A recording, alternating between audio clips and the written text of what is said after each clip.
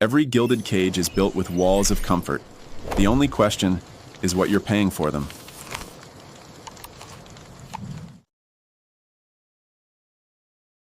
Let's dive into one of the absolute strangest files I've ever seen declassified by the FBI. It's the story of a decades-long correspondence between a university professor and the Bureau's top man, and it's all about one single dangerous idea: the power of hypnosis. Take a look at this letter. Now, at first glance, it just looks like old government paperwork.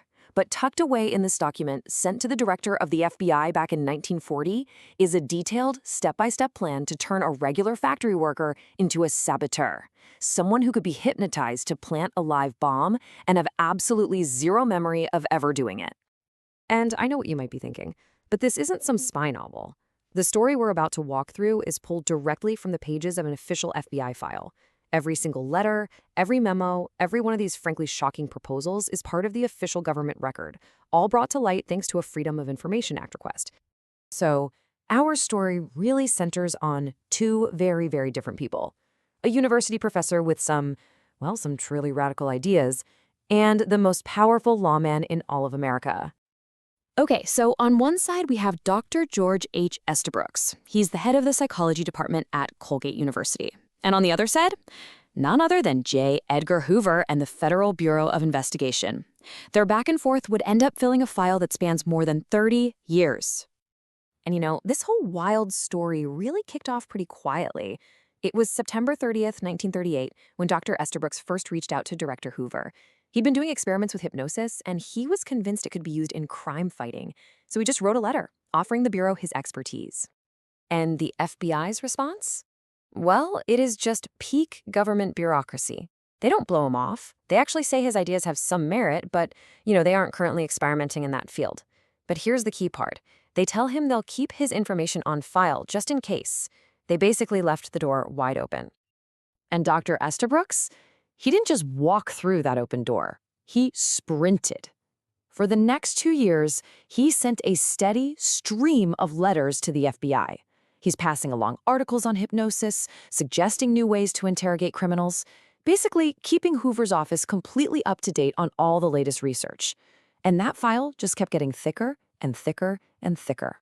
But then, the tone of the letters starts to change. You can feel it in the documents. As the world is inching closer and closer to war, the professor's academic ideas become a lot more audacious, and frankly, a lot more disturbing. I mean, listen to this. In 1939, he suggests using hypnosis to create a psychological regression, basically taking a person's mind all the way back to infancy.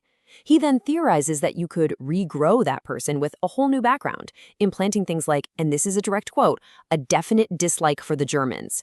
He wasn't just thinking about crime anymore. He was thinking about psychological warfare. And the outbreak of World War II in Europe seems to have just supercharged his thinking. All of a sudden, governments were desperate for any kind of edge they could get. So his proposals to the FBI shifted completely, away from the police station and onto the battlefield. He was now focused on sabotage, espionage, and creating the perfect secret agent. Which brings us right back to this letter, dated October 24th, 1940. This is really the centerpiece of the entire file.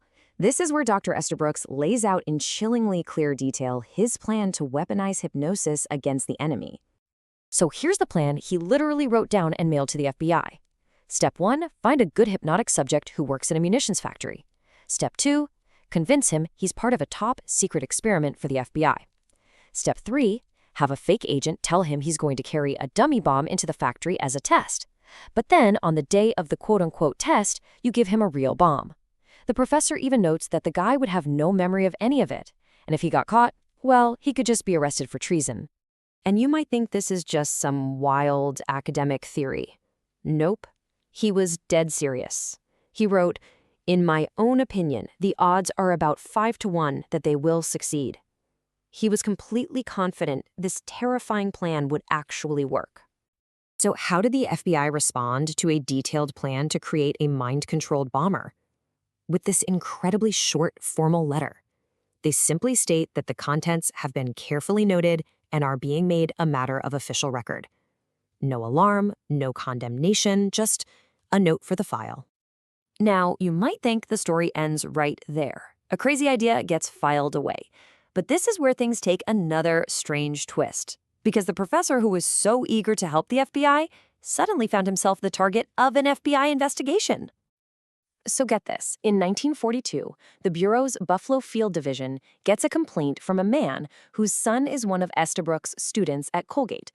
The father claims the professor is trying to recruit his son for undercover work, and he's been going around telling people he's working for the FBI. So the FBI investigates their own pen pal, and they find he'd admitted to experimenting on students to uncover un-American activities.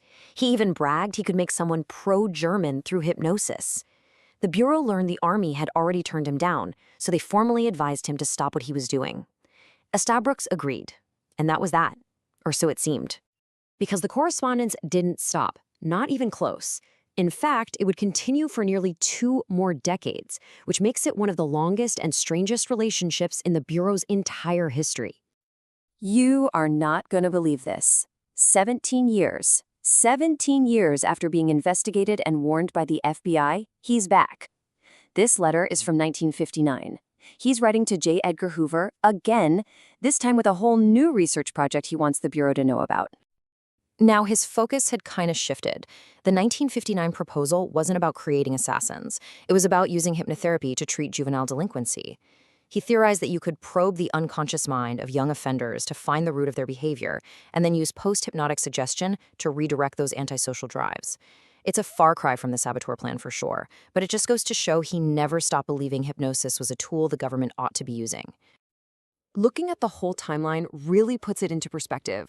From that first polite letter in 1938 to the chilling wartime plan in 1940, then the investigation in 42, all the way to a brand new proposal in 1959. This wasn't just some brief exchange. For him, it was a career-long obsession. So you have to be asking, why? Why did the FBI keep listening for so long? An internal memo from 1959 finally gives us the answer. An agent writes, he has never been given any encouragement by the Bureau, but short, cordial letters have been sent him thanking him. They never said yes, but they never really said no either. They just kept the channel open, politely acknowledging every letter and filing every single wild idea away. And that, of course, leaves us with the final haunting question. This file shows us all the ideas the FBI politely filed away and seemed to dismiss. But it really makes you wonder, if these are the plans they didn't pursue, what kind of ideas did they actually take seriously? What other secrets are still waiting in those archives?